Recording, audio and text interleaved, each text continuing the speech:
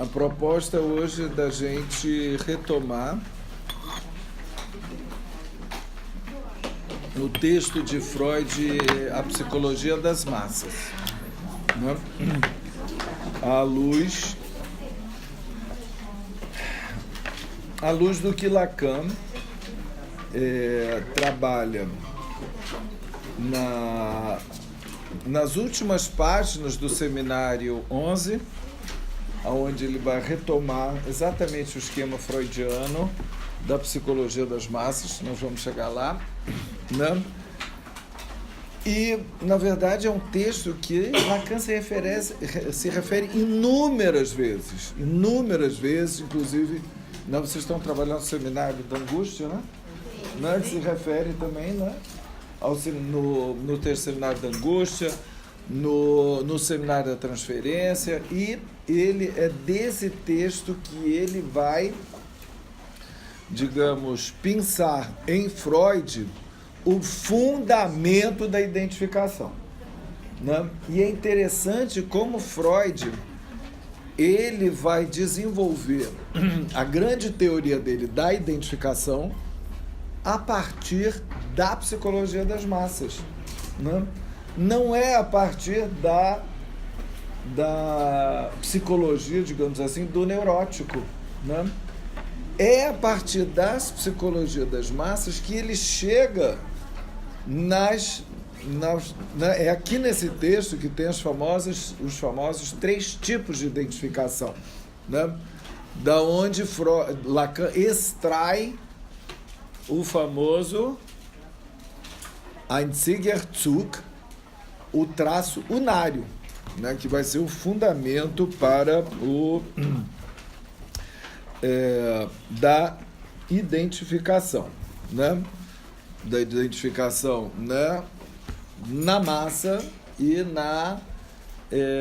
no individual. Não é à toa, aliás, é através do próprio conceito, eu diria, mas não é o único, da identificação que nós podemos dizer com Freud que o sujeito do coletivo é o sujeito do individual, né? É a partir desse conceito da identificação, né?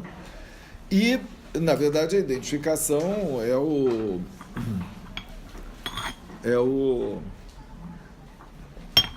pulo do gato que Freud dá em relação aos autores que ele cita, né, que estudam a massa. Mas com outros conceitos que nós temos, principalmente de objeto A e do gozo, é interessante nós até vermos algumas características do que é a massa, né?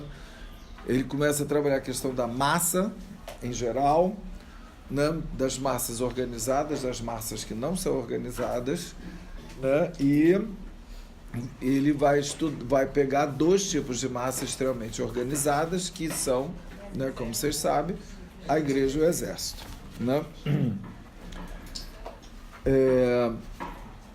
Mas ele começa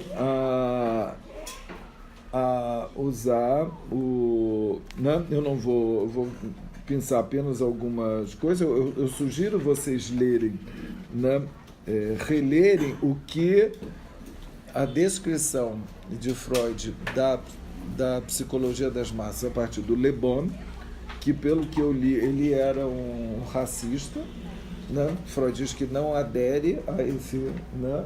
Mas a gente vê como é interessante que é uma pessoa de cunho racista que vai desenvolver a psicologia, né? Das massas, né?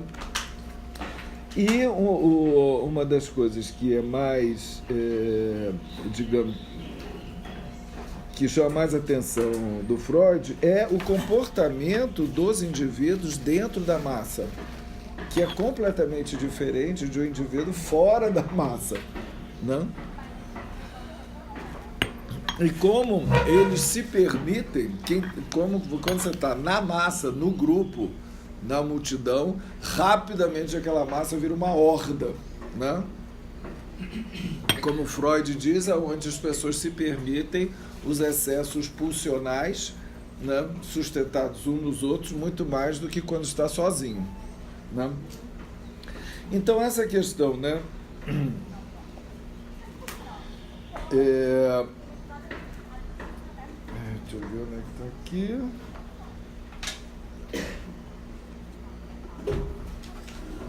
Deixa eu ver se é uma citação do Le Bon, né? Sobre essa questão desse comportamento, que pelo fato de sozinho ele fazer parte de uma massa, o homem desce ou cai vários degraus na escala da civilização, né?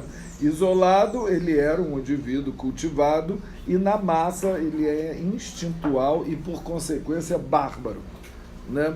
A espontaneidade, violência, ferocidade, assim o entusiasmo e os heroísmos, aí ele compara com os seres primitivos, né?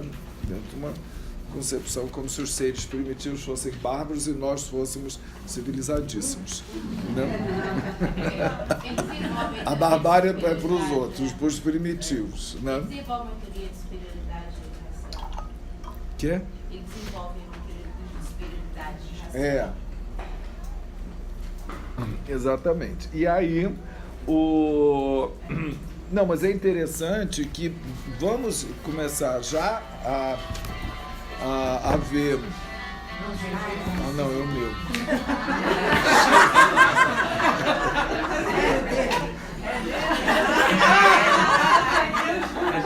Sem comentários, por favor.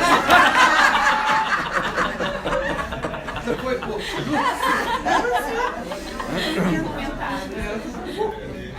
O negócio é o seguinte, como vocês estão vendo, a massa é um campo de gozo, né?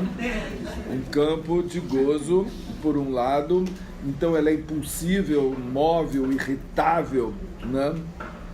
E, né, até o Le Bon diz que ela é conduzida pelo inconsciente, basicamente pelo inconsciente, né? E aqui o Freud faz uma coisa que é interessante, esse comentário, mas não é exatamente o mesmo conceito de inconsciente, né? Em termos de Freud. Mas é importante isso, que tem algo do inconsciente que é solto. Podemos dizer, né, o gozo e o inconsciente que, de uma certa forma, é liberado. Por outro lado, tem a questão da sugestionabilidade, né? E que ela é crédula, e que ela é desprovido com o homem, né? Na massa ele é desprovido da crítica, né? Vai na onda, né? Então, dizem que nas massas as ideias mais contraditórias, né, podem coexistir e não se chocam, e não tem nenhum conflito em relação à contradição lógica. Parece a mesma lógica do inconsciente, né? Que admite a contradição, né? Então você luta pelo branco, né, e pelo preto ao mesmo tempo. Só que não é bem assim, né? Geralmente se segrega branco e preto, né? Então, e aí tem algo que vai ser importante, que isso nós vemos que ele vai indo para a questão do líder, que está em Le Bon e que, né, Freud vai dar toda a ênfase à questão do líder na massa organizada, né? E aí diz como, e ao mesmo tempo, antes de falar do líder, como essa massa ela é submetida à potência mágica das palavras. Não é interessante isso? Já a potência mágica, que sabemos que é o poder, que trata-se aí do poder de comando do significante, né?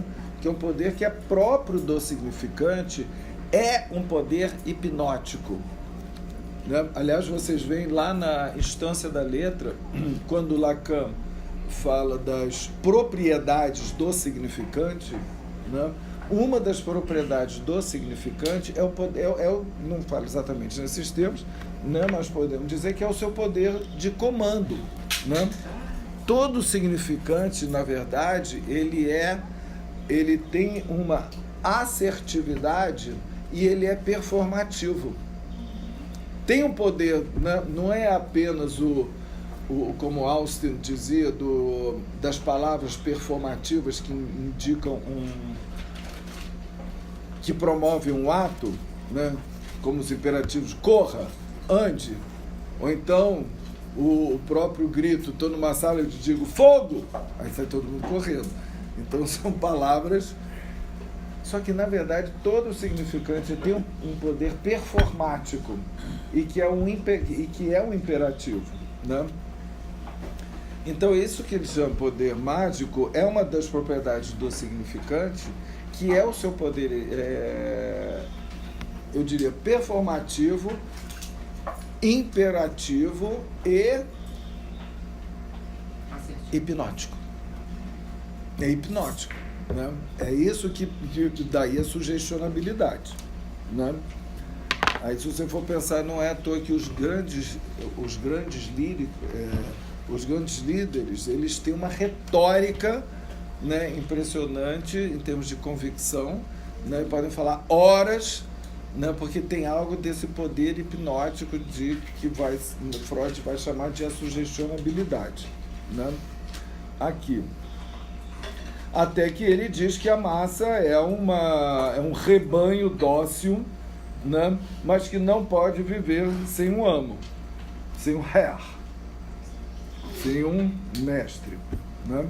Sem o senhor. Herr é senhor, né? Senhor, né? Ela tem, então, ela deve ser obediente. Então tem isso que a gente pode pensar, é a um mestre, por o mestre ter o poder do significante mestre.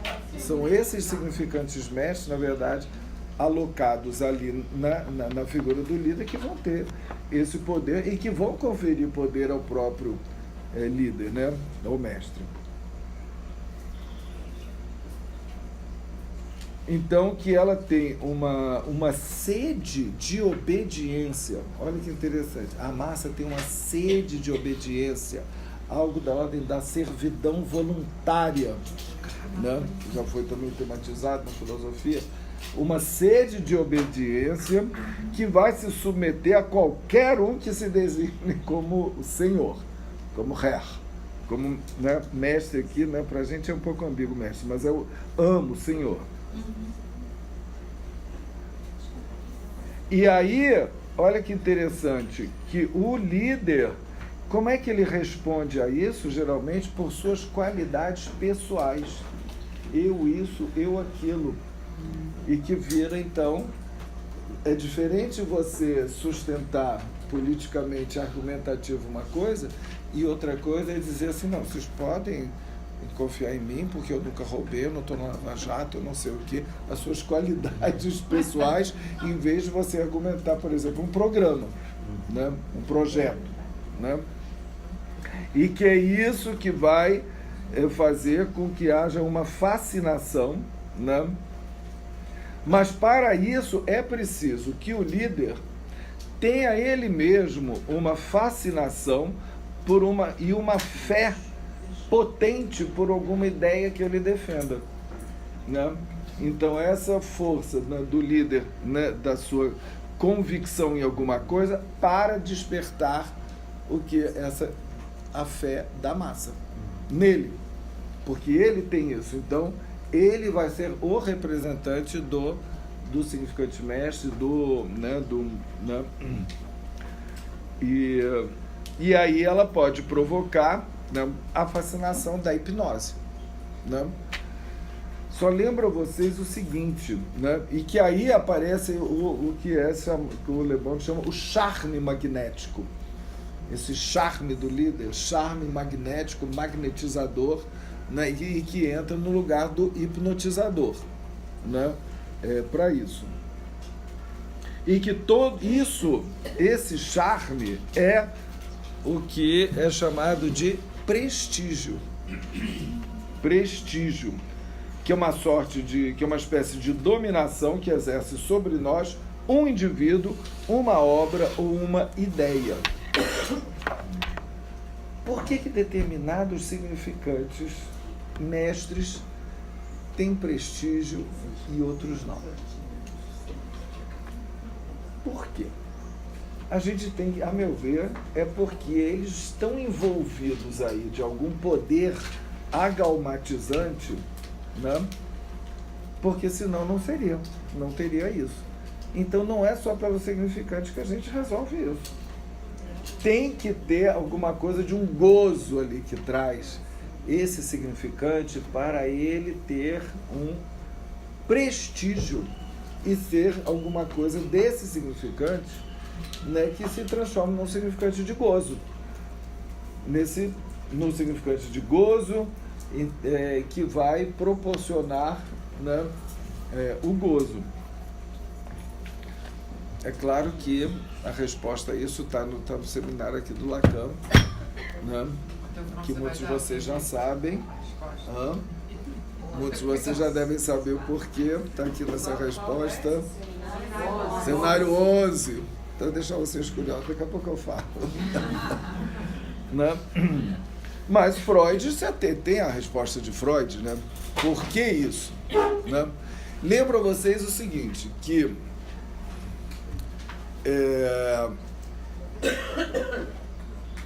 quando Lacan vai trabalhar a questão da interpretação psicanalítica, né, como é que nós, psicanalistas, conhecendo o poder de comando do significante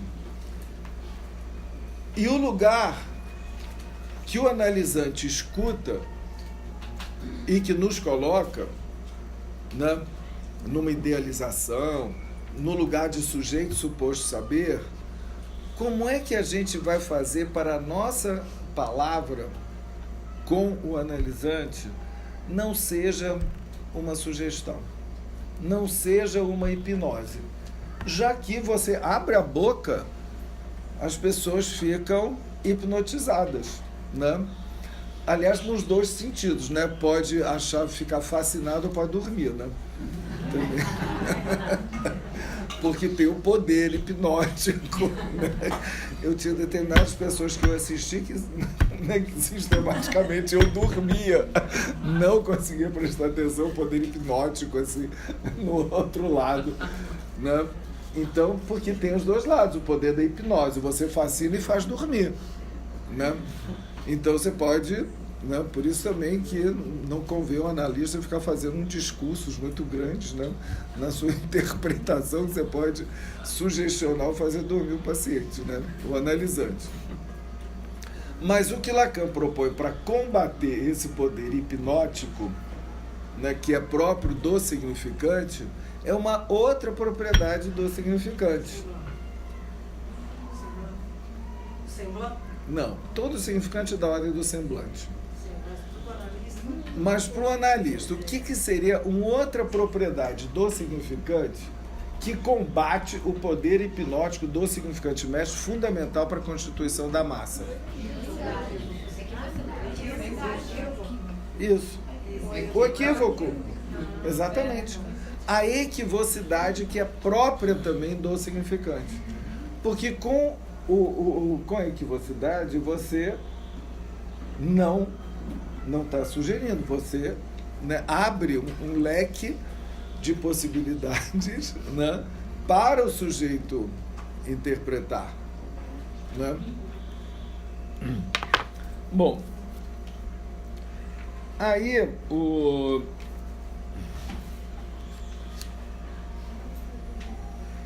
que é interessante, né?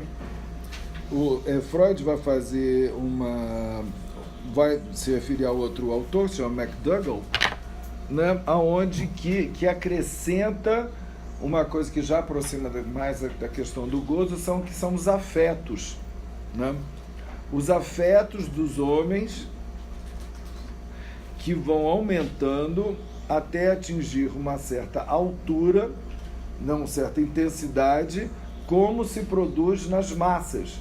E que isso é uma fonte grande de gozo para os participantes, de se abandonar às suas paixões sem retenção nenhuma e se fundir com a massa, né? A ponto de perder o sentimento da sua individualidade e de se transformar naquele grupo, né? Então é o gozo do grupo, né?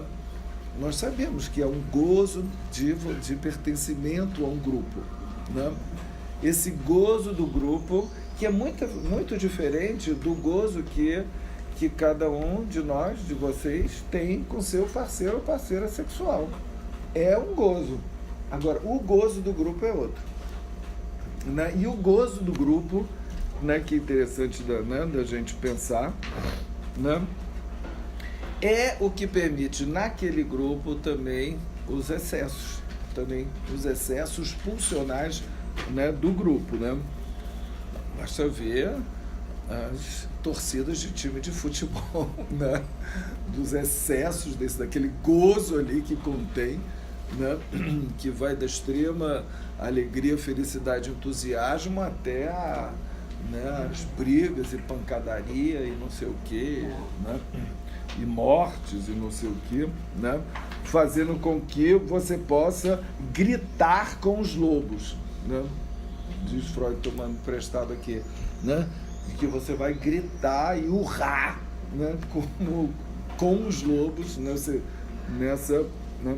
Então, a massa produz sobre o indivíduo isolado uma impressão de potência ilimitada, né, de poder tudo, né? Ou seja, tem alguma coisa que a massa ali é uma das formas de você, na massa, de você, eu diria, negar a castração, de achar que é possível o gozo ilimitado, que é possível tudo, né? Então, e aí, e isso sustentado por quê? Por uma espécie de autoridade. Essa autoridade, que é a autoridade de um líder e de uma ideia sustentada pelo líder que autoriza você aquilo, né? Essa autorização, inclusive na guerra, é a autorização de você fazer o que você quiser com o inimigo, né? E de preferência matá-lo, né? Então, aqui, né, é interessante que o Freud chama atenção, né, que os indivíduos isolados, para que tenha massa, tenham algo em comum, né, aquilo que vai construir a comunidade, que você tem que ter algo em comum para, aí ele diz, um interesse comum por um objeto, uma mesma orientação de seus sentimentos numa determinada situação. Então, mais os elementos comuns são fortes, mais uma massa psicológica vai se constituindo a partir de indivíduos isolados, né? Até se constituir a alma daquela massa, uma alma própria, né, da massa, né? Agora, isso é interessante a gente pensar. Uma massa, para se constituir, não precisa estruturalmente de um líder. Ela não precisa de um líder. Precisa de uma ideia em comum. Precisa de um significante mestre. É o significante mestre, que o Freud vai mostrar, né, no Lacan principalmente, que está ali naquele lugar, né, no lugar de um S1, que vai todo mundo se identificar com esse, né, que esse que é o segredo, que é um traço, se seria isso. Agora, por que os homens têm necessidade de colocarem um ser encarnado lá, para sustentar esse significante mestre? O que causa os piores desastres, né? E os abusos de poder, né? Essa é a questão. Então, isso é importante. Essa função de tamponar a castração, né? Que acho que é forte. Precisa. Bom, Freud tem uma resposta, Lacan tem outra. A resposta de Freud é conhecida, que vai precisar de se colocar um líder nesse lugar do pai, que vai estar nesse lugar do pai, ou, melhor dizendo, já estou adiantando um pouco, nesse ideal, né, mas vocês sabem, no lugar do ideal do eu, do totem, Inclusive, ele no final daqui vai se referir a Totem Tabor. Né? Mas que de alguma forma vai limitar o gozo, não é? Hum? Esse líder vai limitar o gozo de alguma forma. Ele limita, mas ele ordena o gozo. Né? Ele ordena no sentido até de uma ordenação. Né? É de uma ordenação. Né? E... Onde é que está aqui? Um minutinho, por favor. Ah, sim, está chegando. Pode até dar uma ordem letal, né? Pode ser um suicídio coletivo. O que é? Se for, pode ser um suicídio coletivo, por exemplo. Esse líder diz, matam-se todos. Exatamente. Bom, aí a solução de Freud, né, é interessante que Total. para introduzir a questão, Freud vai fazer aquele famoso capítulo sobre sugestão e libido. Né? Aqui que ele vai avançar, né, ele ainda não tinha desenvolvido o conceito de pulsão de morte, mas aqui ele já tinha desenvolvido o conceito, né, de que Eros reúne. E se nós lemos isso a partir da psicologia das massas, né, Eros reúne, pulsão de morte destrói, afasta. Né? E que, na verdade, tem esses, né, dois movimentos aqui.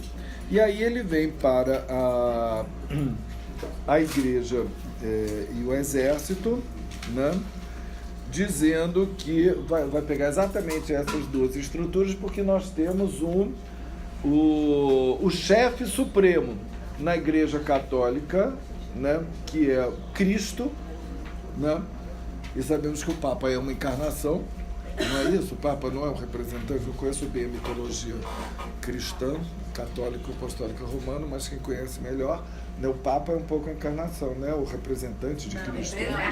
Representante, não é encarnação. A encarnação é o delirante que está internado.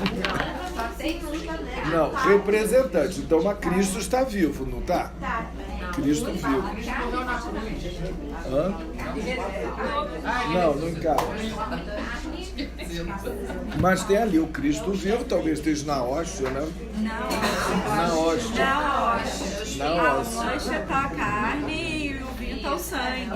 Tem tá ali. problemas imensos durante o Renascimento, porque, enfim, se levava padre dentro de barco para fazer a comunhão. O que faz com o corpo de Cristo que sobrou, a hóstia que sobrou? Não pode jogar Cristo no mar. É sério. Sério. Durante o Renascimento, durante a descoberta, enfim, das Américas, a vinda para as Américas, tinha que ter um padre dentro dos barcos. Né? Porque ninguém ia se lançar ao desconhecido sem, né, receber a comunhão, extrema-unção. Mas se você recebe a comunhão, sobrou hóstia, come, joga no mar, é o corpo de Cristo, não pode jogar no mar. Tinham milhares de dilemas, assim, isso é real, documentado, né? Não tinha história, não parece pode piada, morder. né? Mas não pode morder, Não pode morder mastigar. a hóstia, senão vai sair sangue. Não pode mastigar, não é? Tinha certeza, me contavam isso quando eu estava lá. Exatamente, bebe meu sangue. É real.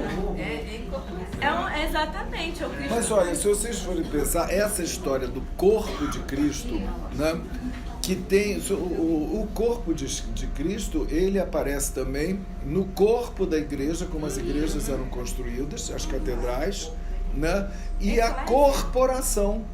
Toda corporação, né, tem a ver também com essa ideia de que a massa vira um corpo só. Daí que vem a palavra as corporações. A gente fala até hoje, membro da igreja tal, membro. Isso, né? você é um membro. Membro, literalmente. Membro, você fala membro. Membro, né? Vem daí, né? Não tem membro da escola também, a gente usa, Sim, todo mundo usa. membro. Nós usamos membro da escola, o corpo. Porque, na verdade, a massa constitui um corpo, né? E é esse corpo, se vocês forem pensar, a gente deve talvez muito mais, né, a religião e a igreja, né, dessa influência do que a gente imagina, das palavras que a gente utiliza. Né? As corporações vêm dessa ideia de que a massa, né, é o corpo de Cristo. Sim. Eu tenho uma pergunta. Você falou sobre servidão voluntária, enfim, o texto famosíssimo do Etienne Laboessière, a conclusão dele é o ato. Né? O que gera servidão voluntária é o ato. O hábito. O hábito, né? A continuidade, a repetição, enfim, né? E você estava falando sobre o lugar do pai e esse ideal de eu... Vou falar, ainda não, tá. nem desenvolvi ainda. Ok, desculpa. Não, é isso que é a resposta do... Bom, que é tentando entender que não, que que chegar é no psicanálise a- da servidão voluntária. Não, que é a resposta né, de Freud. Ok, Né? perdão. E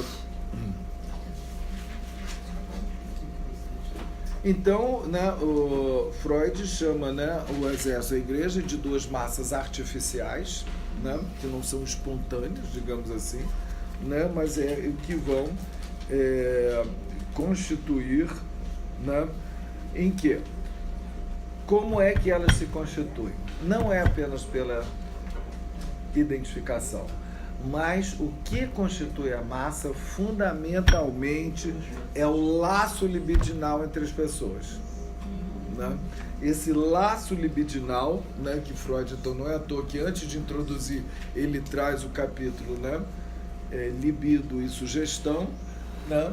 Ou seja, mostrando o que Freud vai, então, analisar, né, o que nós chamamos esse campo de gozo, esse corpo de gozo, né, que é, né, daqui, né, que faz parte da massa. E ele diz que o fenômeno do pânico acontece quando essa massa se desagrega. Quando tem, né, aí vem a angústia absoluta, ou seja, quando esse S1, ou quem está no lugar desse líder, é abalado, então há um pânico generalizado, né?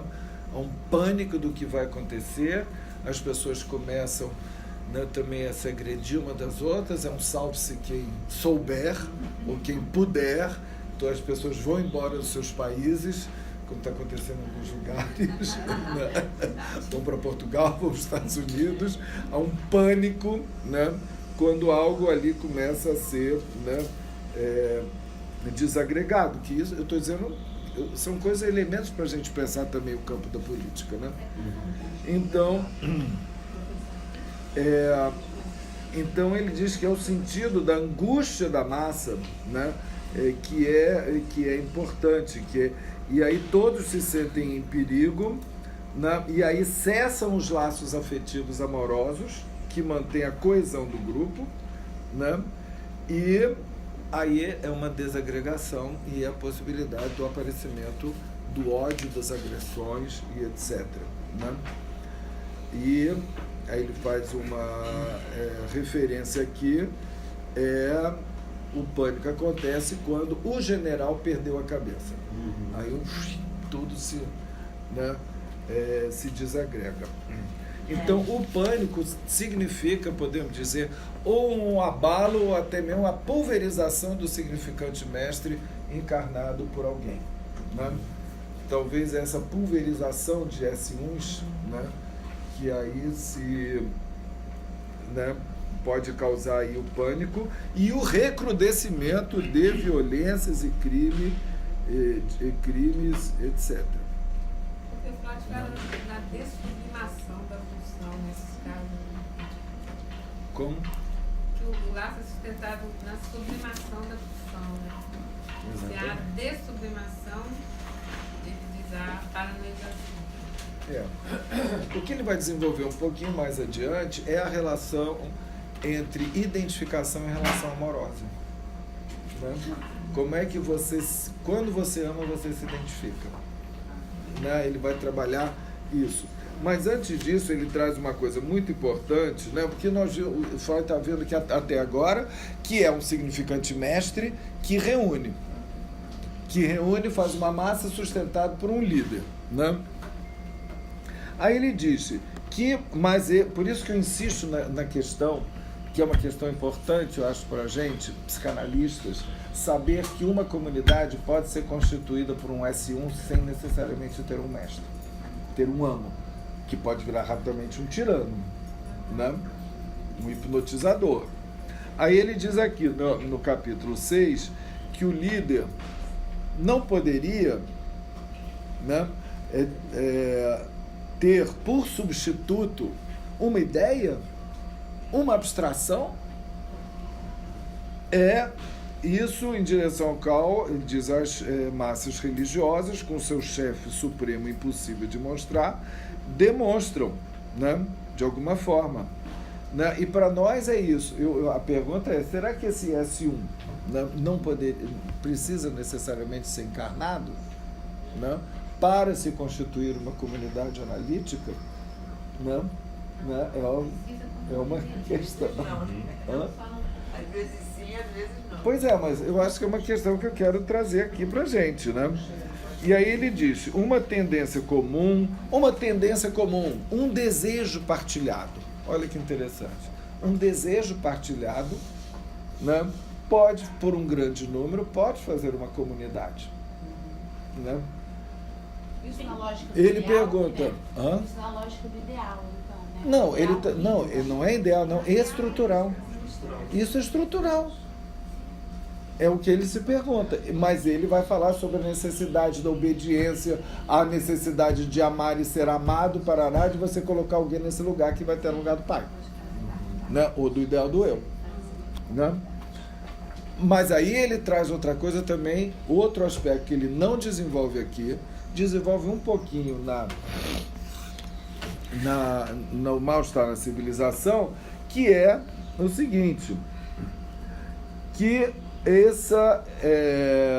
que o ódio em direção a uma pessoa ou uma instituição podem também ser unificadores. Que é o ódio, você se une pelo ódio, né? Todos contra determinado personagem político, por exemplo, né? E que é o início né, isso tudo se constrói, isso não é natural, né? Isso é uma construção, né, de se eleger um inimigo em comum e a partir desse inimigo em comum ou dessa pessoa abjeta, né, dessa pessoa que deve ser excluída, se constitui uma comunidade. Então, nós estamos mais no âmbito da identificação, é no âmbito do gozo. Né? É o bode expiatório, é a lógica do bode expiatório. Vamos exterminar o bode expiatório que nós seremos felizes. Tudo vai ser uma harmonia, vai ser uma maravilha e tal. Para isso, já vou avançar um pouquinho, é claro que a meu ver, imprescindível pensar na própria lógica do objeto A. Né? Que, na verdade, né, esse que é o segredo do líder, né, é a coalição entre esse lugar do líder como ideal do eu e do objeto A. Porque ele representa a causa do desejo. Né? Então, se nós pensarmos libidinalmente, né, Freud vai situar, vamos desenvolver um pouco mais essa questão do ideal do eu, que vale a pena desenvolver, e do pai, mas tem algo, que esse líder está no lugar do objeto A, né, ou seja, de causa de desejo. Só que, então, o objeto A pode ser coletivizador, na medida que nós partilhamos uma mesma causa.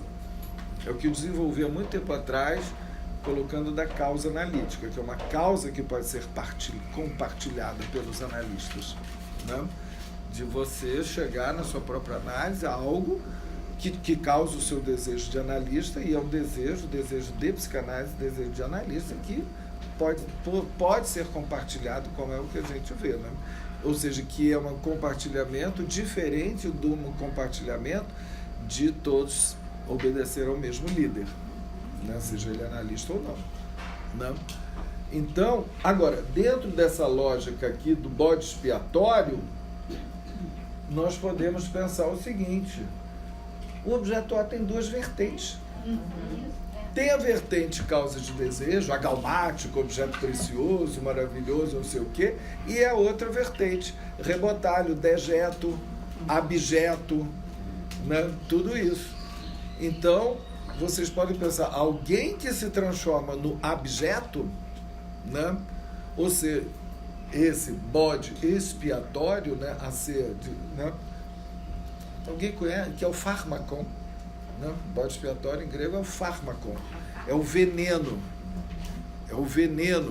mas ao mesmo tempo pode ser um remédio, né? Tem duas ambiguidades, esse fármacon, né? Como Édipo virou o fármacon de Tebas, quando foi descoberto, né? Quando ele descobriu que ele era a causa da peste, por ele ter matado o pai, e, né, transado com a mãe, ter tido filhos com a mãe, etc., ele é exilado. E aí ele vira um ser abjeto. Então ele tem que ser expulso de Tebas. Ele vira um fármaco. Ele vira o bode expiatório para Tebas poder continuar com a sua pujança, não sei o quê. Só que ela tinha acabado de parir ali o tirano que era o Creon, né? Mas então não resolve muito a questão do... Não, mas essa ideia, né? Então, que eu estou associando aqui, que o ódio, né, diz Freud nesse capítulo se chama Outros Problemas de Orientação do Trabalho, que o ódio em direção a uma pessoa, uma instituição determinadas pode também ter uma ação unificadora e suscitar os mesmos laços afetivos que, ou seja, ódio pode ser unificador como o amor, né? E então é interessante. E aí então vemos como Ele, quando está falando ali da igreja, do exército, na verdade, ele colocando a libido, a teoria das emoções, ele fala que o exército opera de uma forma um pouco diferente da igreja. Porque a igreja, o sujeito tem a intenção de que o amor seja distribuído de forma igual. Então há uma ilusão, ele fala de uma ilusão, não é? Nesse momento. Sim. E que no exército, você acredita piamente que o general, aquele que tudo sabe e tal, e você se identifica com os soldados. Se o general cai, aí ele dá um exemplo, né? Todo mundo se mata, isso, perdeu a cabeça. Então, você fazendo essa articulação com a psicanálise, com o psicanalista, eu fiquei pensando, então, mais do lado da igreja, no sentido de que teríamos, então, a ilusão, seria o São Dono. Não, mas eu acho que não. Acho que a gente deve partir para outro tipo de raciocínio, entende? Completamente diferente. A igreja não pode ser modelo para o analista. A gente não tem, mas não, tampouco o exército, evidente. Né? Tampouco o exército. E nós estamos isso aqui para a gente criticar, entende? Porque Cristo está no lugar também do Salvador, né? E Cristo é o Salvador, o que entende é aquele que suposto amar todo mundo, né, que existe, né, essa figura mítica, e, né, por outro lado, o meu amor a Cristo, né? Então, Cristo tem toda uma, não é apenas uma ideia, né? Há toda uma sustentação, tem até uma história que conta, né, de Cristo, não sei o quê, né? E vem como Salvador, e dentro do laço social tem aquilo que inclusive Freud vai criticar e Lacan também, o imperativo do amar os outros como a si mesmo, né? Só que esse a si mesmo é um estrangeiro, que a gente sabe, esse si mesmo de todo mundo é o estrangeiro, né? É o próprio objeto A, é o estrangeiro, é o estranho, né? E se o outro na verdade não é um si mesmo, é um si mesmo que eu quero ou comer ou matar. Então que, né? Então a gente tem que ir com calma nessas comparações. E por isso que eu acho importante a gente pensar, sair da lógica da identificação para pensar para o analista, de pensar algo mais vinculado à causa, né? Mas vamos avançar aqui. E é aqui que que Freud traz a famosa parábola, né, como eles chamam do Schopenhauer, né, do agrupamento humano como um bando de porco-espinhos, né? Vocês conhecem, né? Que o porco-espinho tem que encontrar uma boa distância entre uns e outros, porque se aproximar muito se espetam e se afastar muito sentem frio. Então precisa do calor dos outros, mas ao mesmo não pode, né, aproximar muito, né? E aqui que ele vai, isso merece, né, realmente um bom parêntese para gente trabalhar, né? Que ele vai introduzir ele não chama aqui, mas ele já chamou e vai voltar a chamar, lá no Mal-Estar na Civilização, o narcisismo da pequena diferença, das pequenas diferenças, né? E aí ele diz assim, que nós não podemos negar, né, os sentimentos negativos e hostis, né, que vão se dar por conta, né, que vão, na verdade, ser recalcados, vão ser, né, né, negados ou sublimados de alguma forma, né? E isso aí ele vai colocar que isso se produz também nas pessoas que se reúnem em unidades. Aí diz assim, a cada vez que duas famílias se juntam por ocasião de um casamento, cada uma delas vai se considerar melhor e mais distinta que a outra, né? Assim como duas cidades vizinhas, cada uma vai achar que, né, a concorrente está invejando ela mesma, né? E com o menor vilarejo, vai lançar um olhar condescendente superior em relação ao outro. Aí ele fala dos grupos étnicos, né, que se aparentam, né, como a Alemanha do Sul não suporta a Alemanha do Norte, como o inglês fala mal do escocês, como o espanhol despreza o português, né, em relação aqui ao Portugal, né? E então isso que ele vai chamar lá no capítulo 5 do Mal-Estar na Civilização, essas pequenas diferenças, né? Agora, vale a pena a gente se deter aqui nessa coisa da pequena diferença, que a gente já sabe que a pequena diferença é um termo que Freud já usou para falar da diferença sexual, né? Da diferença sexual, e que isso abre um leque para a gente pensar essa questão também, né, da pequena diferença. Então, tem três referências de Freud ao narcisismo das pequenas diferenças, tá? Que eu acho que é um conceito interessante da gente pensar à luz da economia de gozo, né? Que não é apenas, né, assim, eu guardo me, my little me, e você sempre me acha meio superior a você, né? É claro que em termos da questão libidinal, Freud vai desenvolver aqui, né? Quanto mais eu amo o outro, menos narcísico eu sou, né? Quanto menos eu amo, eu estou mais narcisista. Ele tem algo daquela troca como vasos comunicantes, a questão da libido, né? Está no momento, né? Eu acho que não invalida totalmente, mas ele mostra também a fonte narcísica do amor, né? Eu amo o outro como a mim mesmo, porque eu me vejo no outro, e o outro, né, me confundo com o outro. Tem algo da situação narcísica. Mas tem diferença, né?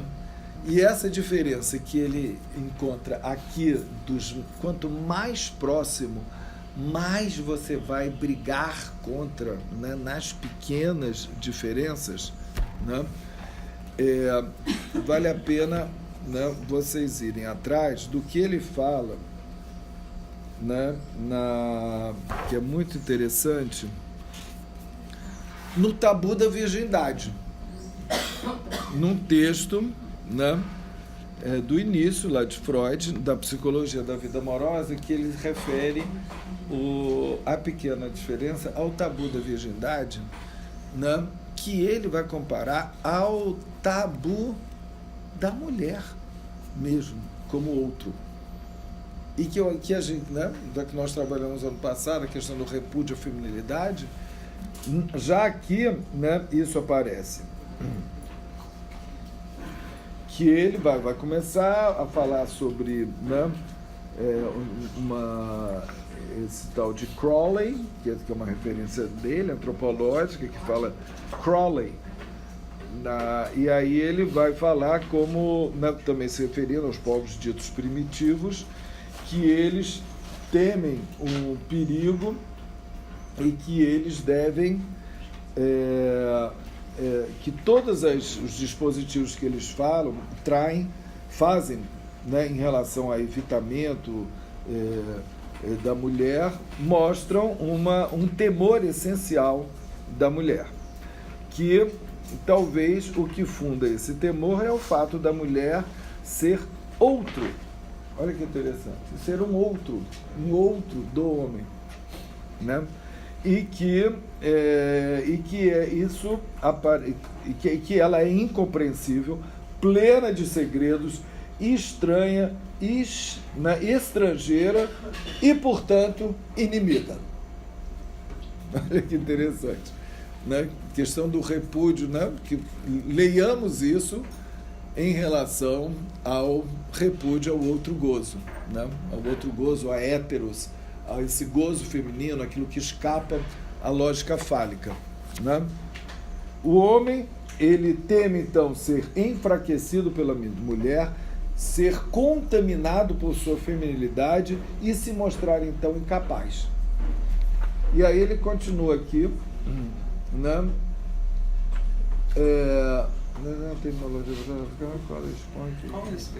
O tabu da virgindade.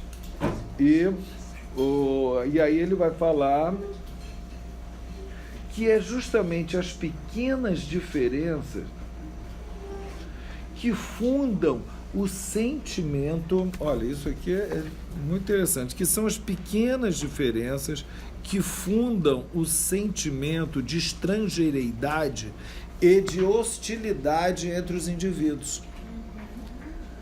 Que o outro é igual. Então, nesse outro que é igual, né, semelhante à linha do outro imaginário, quanto mais parecido, mais você vai pegar na pequena diferença que vai mostrar que o outro é outro, né? E que aí vai ser fonte da agressividade. Ou seja, que o segredo do outro, né, que Lacan começa inicialmente, né, a escrever assim, né, o outro do estádio do espelho, na verdade esse outro, né, esse outro que é a imagem do outro, que depois ele escreve aqui, ele vai mostrar que esse outro,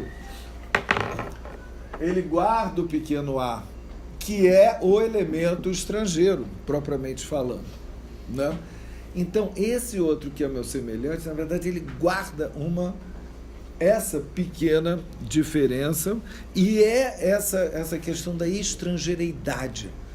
Por isso que o estrangeiro e a xenofobia, né, são manifestações dessa estrangeiridade que aconteceu, né, recentemente lá com os venezuelanos, né?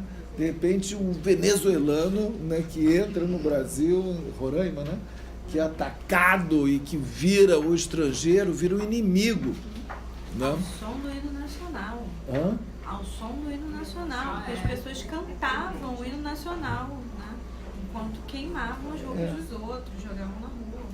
Quer dizer, vocês veem como essa civilização nossa está um passo da barbárie. Da barbárie, no momento que você vê o outro, ele é um estrangeiro e que vira ali a fonte da abjeção. Da abjeção, eu diria, né, daí. E aí ele diz, é tentador, prolongando esse ponto de vista, de fazer derivar, aqui que ele usa a expressão, né, que eu acho interessante, o narcisismo das pequenas diferenças. né? As grandes diferenças são evidentes, então Freud vai se ater às pequenas, né? Hostilidade que constatamos, né, combate vitoriosamente e se encontra em toda a relação humana. Olha só, que isso é que combate o sentimento de solidariedade. Olha que bacana, encontrei o tabu da virgindade. Esse significante da solidariedade. Só para fazer uma relação com, né, a nossa história do campo lacaniano, né? Há 20 anos atrás, nós escolhemos 2 significantes para nortearem a constituição dos fóruns do campo lacaniano. Um era iniciativa e solidariedade. Quer dizer, eu acho que a solidariedade é uma coisa importante, né? É uma coisa importante para um grupo sustentar algo em comum, uma proposta em comum, né? Eu acho que a gente deve combater um certo cinismo do analista, que eu acho que existe, né? De achar assim, já que existe a pulsão de morte, isso é pulsão de morte, são as pessoas se matando uns aos outros mesmo, isso é questão do outro já situado como objeto A, gente, isso é estrutural, acontece. É muito diferente você entender uma coisa estruturalmente, né, do que está acontecendo e justificá-la, né? Quer dizer, eu acho interessante a gente pensar, né, isso, que, bom, Freud não é bobo, ele não é... É claro que Freud ele vai, né, desfazendo um monte de ilusão, né?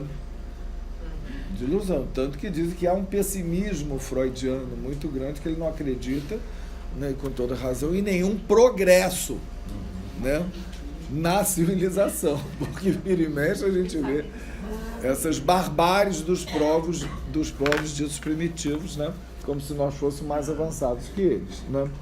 E aí ele disse que a psicanálise parece ter adivinhado a peça capital que motiva a atitude de rejeição, dessa rejeição narcísica, que é misturada de desprezo do homem em relação à mulher, que deve ser atribuído ao complexo de castração e a influência desse complexo sobre o julgamento que se tem sobre a mulher. Ou seja, a mulher como a representação do que é a castração para o homem, né? Vocês veem que aqui é interessante como Freud coloca realmente essa mulher, aí podemos dizer, aparece realmente como o outro mesmo, né? Esse outro absoluto, esse héteros, podemos dizer, né? Como ameaça, né? Como ameaça, e é por ser uma ameaça que vira, entende, esse lugar do estrangeiro, do outro, dessa figura do outro a ser, digamos, isolado, perseguido e eliminado, né? Porque isso entra na lógica do extermínio, né? É fácil quem está no lugar do objeto, né, como aconteceu, que Lacan vai mostrar na terceira facticidade lá na proposição, entra na lógica do real do campo de concentração e a lógica do extermínio, né? Ou do bode expiatório, né? Do farmacon, que é no sentido de isolar para você preservar-se contra a castração.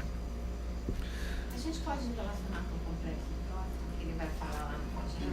De quê? Complexo do próximo. Isso, deixo para você, para a próxima vez. Tá bom? Mas acho que sim. Acho que sim. Porque vamos retomar a partir daí. E propõe também, e Freud vai retomar isso, nem cheguei onde eu queria, no Mal-Estar na Civilização, no capítulo 5, e que ele vai explicar a origem de gozo, o gozo envolvido na propriedade privada e na ilusão ao mesmo tempo que se teria em abolir a propriedade privada. Ele trabalha isso de uma maneira muito, muito interessante, né, e surpreendente da gente pensar, tá bom? Então propõe que vamos continuar trabalhando isso no último capítulo do seminário 11, tá? Lacan retoma aqui, ó. Vou mostrar aqui. Para os espectadores fora do Rio, o esquema freudiano à luz do objeto A. No seminário 11. Últimas páginas. Então, pronto.